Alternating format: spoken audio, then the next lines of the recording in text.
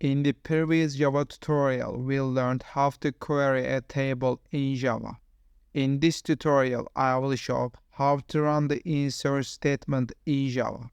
First, I create a variable of preparedStatement type in the database class. I will create a method for insert.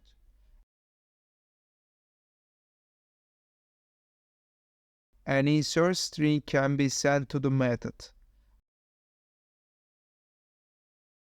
I assign the SQL variable to the class field using this keyword. I will add the insert statement to the try and catch blocks. I assign the preparedStatement variable to the preparedStatement method. I send the SQL string to the method. I create a variable for the result. I assign the variable I created to the executeUpdate method. I print the variable to the console.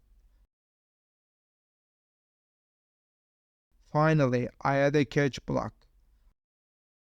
I will call the method I created for insert in the main class.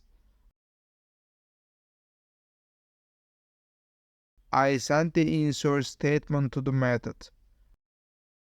I will insert values only for name and continent.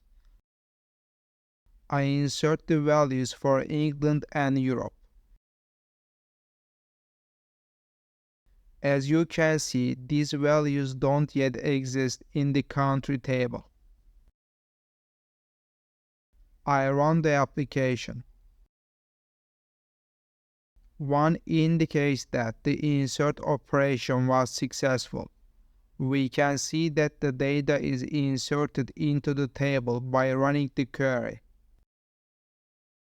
In the previous lesson, we learned how to run the select query.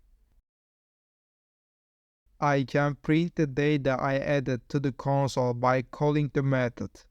I am sending the SQL statement to the method.